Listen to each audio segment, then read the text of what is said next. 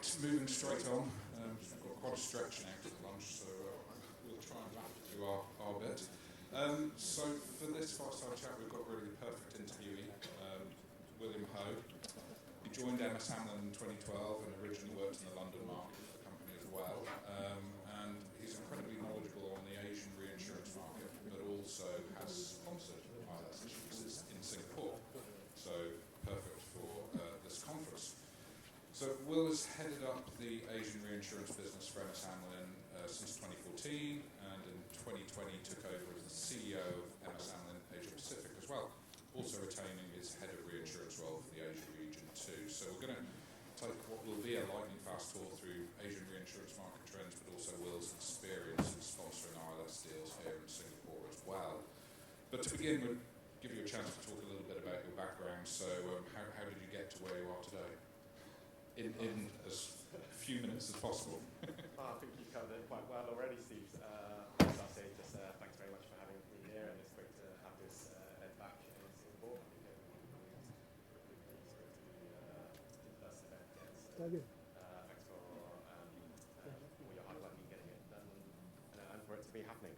But for me, how did we get here? Nothing too interesting, nothing too exciting. It's kind of an underwriting journey, having started in the London market, worked there for about 10 years, seen some ups and downs in the 2000s, some hard markets, some softening markets, financial crisis. Took it probably towards the end of the decade, took a stronger interest in Asia and seeing kind of the protection gap that's been mentioned a lot so far this morning, and the unrealized potential, the development of certain markets that kind of drove me to start focusing on the region a lot more. And over the last 10 years, kind of, developing the Asian business for Amlin, it was quite clear you couldn't do this without being in person, in region, and physically set up locally, and that's what led me here. But we'll keep sure. Yeah. So what are the current priorities for developing the business? We've only got half an hour, so I can't list them all. But I think from a business side, it's and this is always a priority, but it's risk selection. It's always looking at risk selection. How do you optimize the portfolio? How do you continually look to better what you're doing? How do you look to better your offering?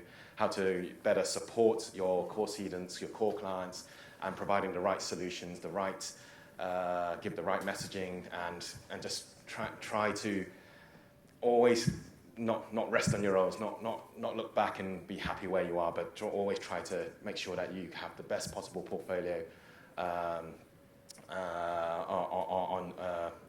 covering the right risks and knowing what you're doing. Added to that, it's always needing to better the analytics, better the talent, better the underwriting. Just always never be happy with where we are and constantly looking to improve. Yeah, so a lot to do. So perhaps just a brief word on sort of the importance of Asia, and then maybe on Singapore as well as your hub here. Yeah, I think Asia's a pretty big region, right? It's covering a number of countries, covering a number of perils. If you read Financial Times article, The Economist, it's always talking about how the economic superpowers are, some are already here, some are already fully present, some are emerging. There's a lot of differential markets to look at that's always growing, always moving, and we need to prepare from an reinsurance perspective as best we can to hopefully kind of meet those needs, meet those requirements, but also take our experiences from more developed markets, from other regions, to kind of educate, get the right messaging across to certain markets, to certain cedents, to ensure that we have an alignment of needs and an understanding of the insurance relationship. Yeah, so it's both the protection gap is one thing, but then also the growth as well is really the opportunity here. So given where we are on the market cycle, and things have obviously been very interesting over the last year or so, and we've seen hardening rates in Asia for first time in quite a while. Mm-hmm. What's your current what's the status of the Asia reinsurance market at recent renewals? I think it's a challenging time for all parties involved. I've had very angry brokers, during negotiations, and sometimes pleased brokers when we provide the capacity and solution. But I think globally, it's been there's no question about it. We're in a hard market environment. It's not just driven by losses or underperformance. That's been a sustained underperformance that's led to capital reduction and demand exceeds supply. In Asia, I think it's not just about talking about rates need to change or they need to be adequate. One thing that we've been driving is to get the alignment of the reinsurance purchasing right, the structures right, to ensure what are your true reasons for your reinsurance solutions, to ensure are they solvency relief, are they to protect your capital, or and then it's not an answer we like. We've been buying the same thing for the last 15 years, so we're going to try and buy it again. It doesn't work anymore. We need to have a better understanding of the reinsurance for that capacity to be allocated. And the additional dynamics of inflation, increasing costs, and just a general interest rate environment. A number of times we're having discussions going, this piece of business doesn't make sense because we can get risk-free interest rate at a higher return. There's a lot of dynamics that's helped create this current environment, which is an experience of a lifetime, but it's certainly a big challenge for everyone involved. And having underwritten elsewhere in the world as well, do you see differences in how people buy reinsurance over here? I mean, you mentioned solvency and things, and obviously in the States we've seen companies that are almost buying reinsurance as an extension to capital, I suppose. Yes. I think the education part is the key to being the big difference here. So when you mention States or an Australia, Japan market, they probably it's almost assumed the knowledge why it's there for capital relief or protecting the capital base for these companies here, that we do have to have a bit more detailed discussion, and sometimes we do have to go through that journey to come out the other side for the cedant and the reinsurer to understand what that capacity is actually doing for protection. And in this current environment, attritional earnings smoothing protection, low-lying attritional protection is very limited, because we're all under pressure to perform, and we are all under pressure to ensure we have the best portfolio or optimized portfolio on our books in this very uncertain environment. Absolutely, and shareholders are becoming more demanding as well these days. No comment. So, last thing on the Asian reinsurance market, do you think hard market pricing will persist in 2024? Well, I think how we would put it is, a lot will depend on what happens between now and, say, the 1st of December in the Atlantic and in the Pacific. I think a lot of the insurance press, a lot of articles are saying there's no new capital flying in anytime soon. And if there's no new capital flying in anytime soon, then the demand versus supply dynamics remains the same. So, I don't think we can. I think it would be very naive for expectations that we've had a good year, rates tumble. I don't think that's there to happen. And from an Asian dynamic, it's actually the structural elements is just as important as well.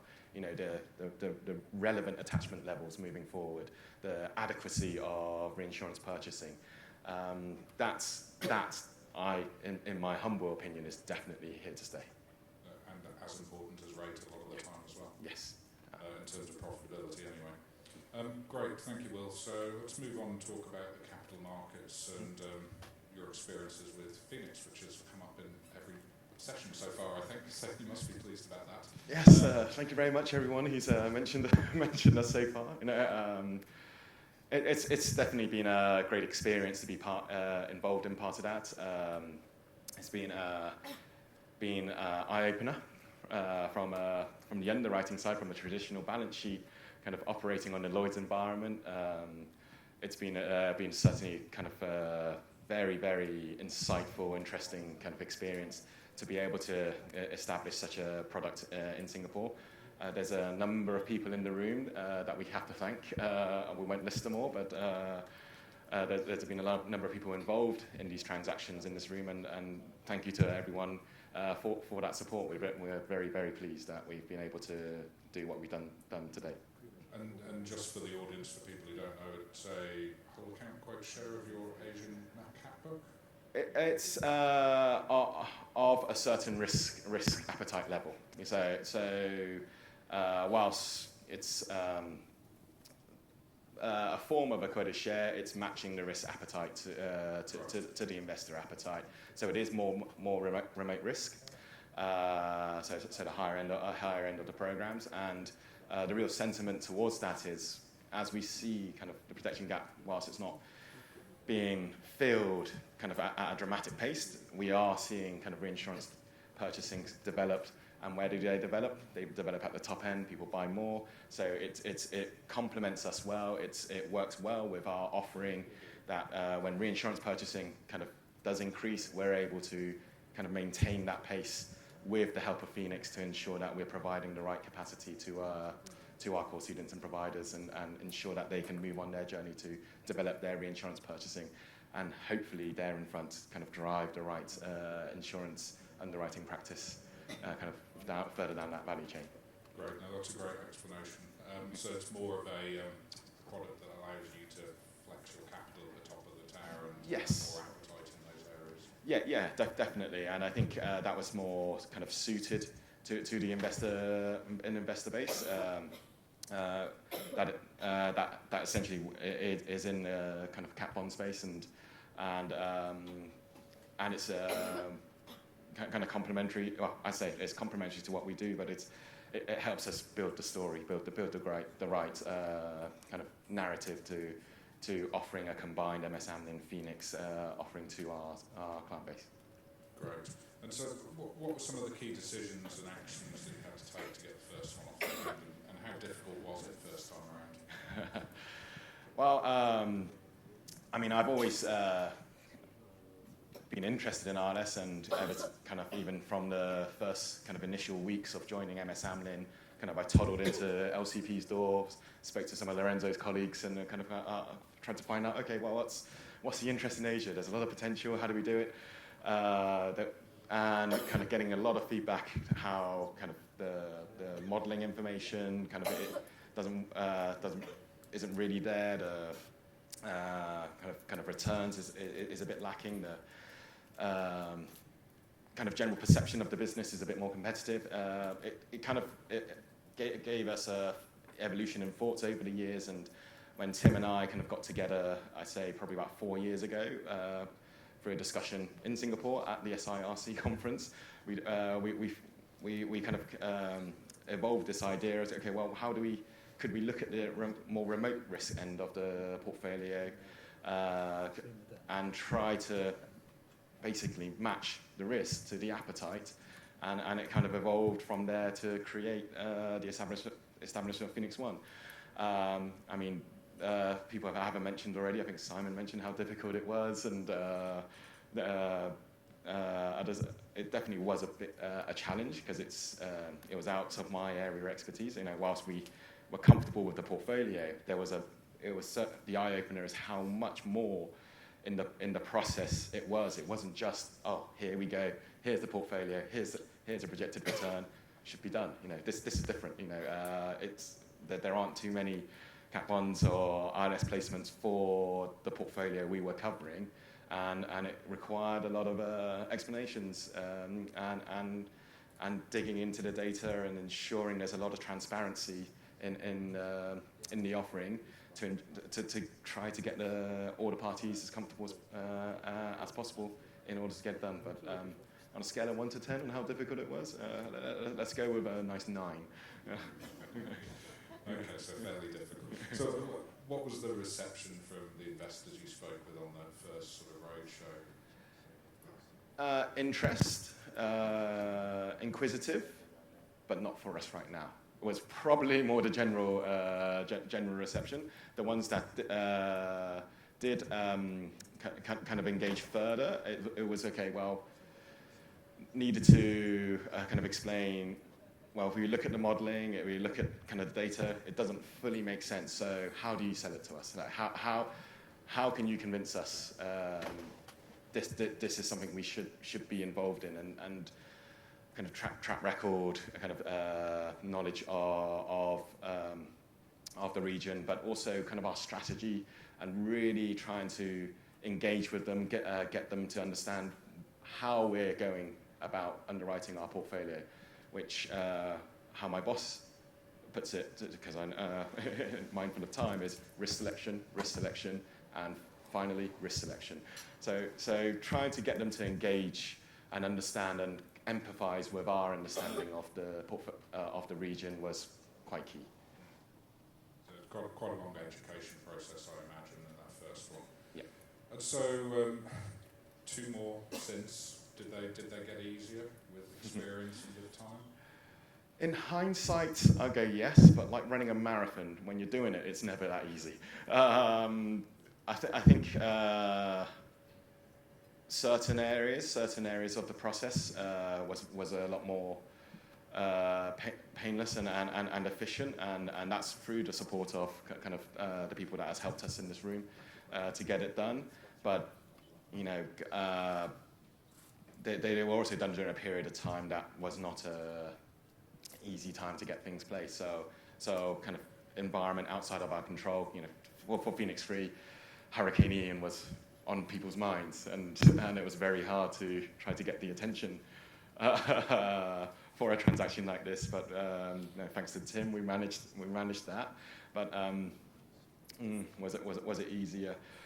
Look, yeah, we'll say yes because we're looking back, but we won't get complacent. Sure. And do you expect there'll be a 4? We hope so. You know, I think in year 1, it was great to have established this and show that we could do it. In year 3, it's almost synonymous, you know, with our offering, and we want to do our small part to help develop the ILS transactions, develop the Reinsurance Hub in this region. You know, we're not naive enough to think we're driving it, but if we can do our small contribution to help develop these transactions and develop kind of ILS in the region, it only further strengthens Singapore as a reinsurance hub, not just for Asia, but hopefully kind of eventually become become one of the global hubs. Absolutely. And so one of the themes that's come through, I think, when we discussed the Phoenix deals and when your press releases have come out in the past, is a broadening of the investor base and some local investor participation as well. How important has that been for getting these deals to market? I think certainly the local investor base is definitely important, and I think you know, thanks to HZZ, they're eating their own cooking, right? And so when they go talk to other investors, it does kind of it helps push an open door a bit more to show that the cornerstone is part and parcel of the offering, not trying to offload, not trying to kind of get rid, but wanting people to join this journey. I think. Sorry, the first part of the question. Really about sort of whether the broadening of the investor base is something that you found a trend through your deals. I think you know, after not just kind of track record from a traditional basis, but kind of a couple of transactions that does kind of pique more investors' interest, and then we're able to speak that language a bit more, be able to articulate the offering a bit more into the key points that they would want, the key features that they would want, and that does help us kind of broaden the investor base. But it all boils back to, we do try to just match the risk to the appetite, and that remains key. You know, we see the environment hardening, we see we do kind of provide an offering across the piece for our clients, and Phoenix is focused towards the top end, but we don't try to hide the information of what's happening on the stuff that they don't get involved with. We're transparent, and if there is a widening of the appetite after a certain amount of time, then we would engage in that as well. Right. And what do you think would dictate size for a number 4? Will it be how much opportunity you have on the inward side, or would you try and maximise the investor appetite? I think a bit of both. You know, I think we remain disciplined. We don't look to fill these transactions for the sake of it. We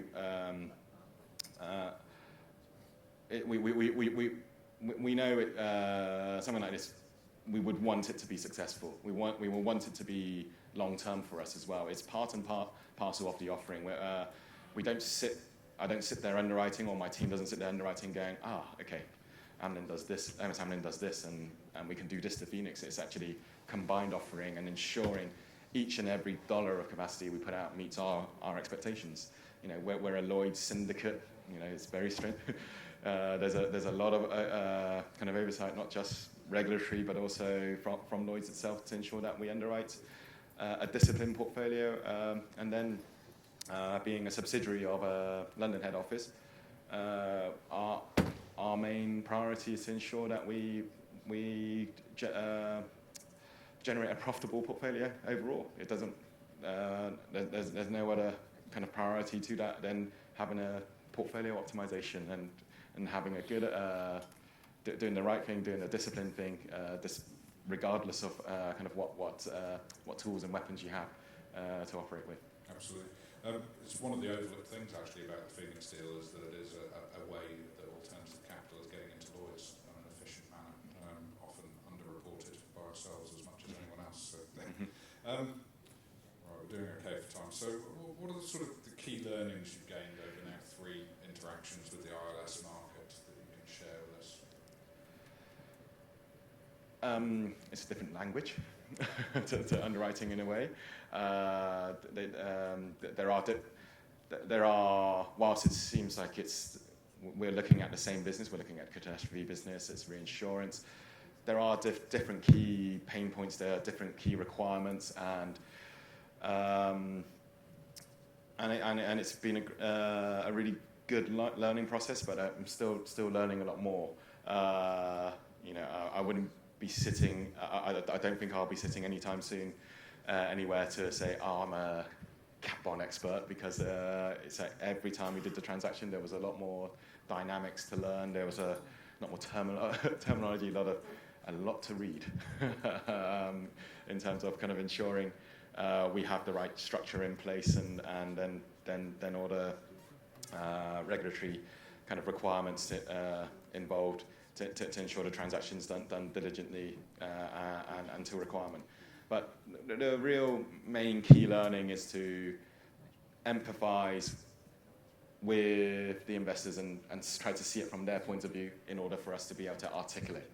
You know, I think from the traditional balance sheet side, from a reinsurance side, it's all too often too easy to just expect everyone to understand what you see without trying to explain it, or try to see it from their side and try to answer their questions before they're even ready to ask it. Very good advice actually for any budding sponsors out there, that you do need to be able to understand the investors' goals as much as your own. Yep. And explaining all of that during the roadshow process is really critical in getting good execution, I think. So, I mean, thinking about the future for MS Amlin and Asia Pacific and the use of ILS capital, obviously Phoenix is something that's still on your radar. Do you have other ambitions or potential in the future, do you think? You know, I think we're on a journey. We've had our ups and downs.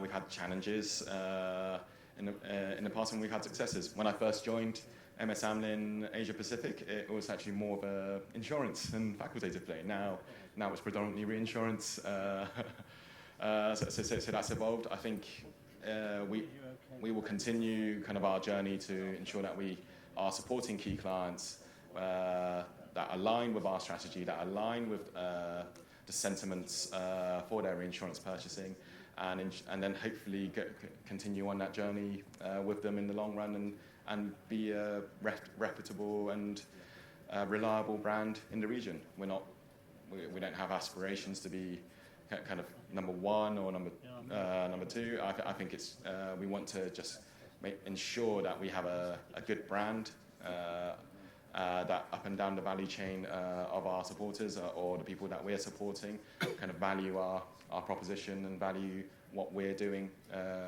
in the region. And alternative capital can help in terms of relevance as well. Absolutely. I think all the investors that we have on board so far, we always say to them, it's like, this is, for us, we want to build year on year. This is long term. This is not a flash in the pan. I hope that we'll, as I mentioned earlier, so the Phoenix offering, we advertise it as strongly as ourselves because it's synonymous with what we've been trying to do and trying to build in this region. Great, thank you, Will. So we have a couple of minutes left, so I'd like to invite if there's any audience questions, as we haven't had any yet today. So please raise your hands if you would like to. We have a question at the back. Thanks, Will. I would like to thank you to bring all new capacity to our reinsurance market for our clients. And secondly, after suffering unfortunate banking crisis in March and in the midst of high interest rate environment, I think your investors much more challenging and looking for higher return than before. And then now every investor is becoming more conservative. They would like to understand more about underlying assets. I think this might be a challenge for you and Team Phoenix. And then any your strategy to cope with this kind of that challenges from the investor. And second question, would you like to diversify from a property cat driven into non-property cat, the short-term credit or surety, all these kind of the financial risk going forward for Phoenix Season 3? Thanks, Will. Okay. Thanks. Whether it's Phoenix or whether it's our net portfolio, we underwrite the same. Yes, absolutely. There's interest rate challenges. There's kind of inflation challenges. It doesn't really change how we would kind of go about the business. We just kind of underwrite what we see, and if it meets our metrics, here we go. If it doesn't meet our metrics, I always say to students, just because we're not supporting, it's not the end of a relationship. That the relationship is actually the communication and ensuring you know what our risk appetite is, and we know what you want, and if it's aligned, we support. If it doesn't align, we don't support. The second part, non-cat. Well, doesn't everyone want to diversify into non-cat to supplement the cat? I think for the ILS side, in Asia, in Singapore, I think it's probably quite a bit further down the line to start looking at credit surety and those type of deals. I think if we could, we're not in that space. Who knows in the future? But I think at this point we'll focus on our on what we call our knitting and on our current offering and ensure that we get that as good as we can and as best as we can before looking into other areas. Great, thank you for the question. Time for one more quick question, if anyone wants to raise their hand. Otherwise, I'll briefly ask you. So, Tim mentioned that a PCC or segregated sales structure will be helpful. Do you agree on that? Absolutely. I think, as much as we like seeing Mina and Julia and hassling them every year, if we can do the PCC, I think that would mean we'll reduce your workload and not hassle you so much to get each transaction done. I think I think it's a natural next step to be allow a bit more transactional deals and just a bit, and that flexibility is kind of the natural next step. Great, yes, no, it's great to hear about some positive future developments for the marketplace that will help everybody here. So we're right on time, so thank you very much, Will Ho. Really appreciate your time today. Yeah, thanks very much, Steve. Thank you.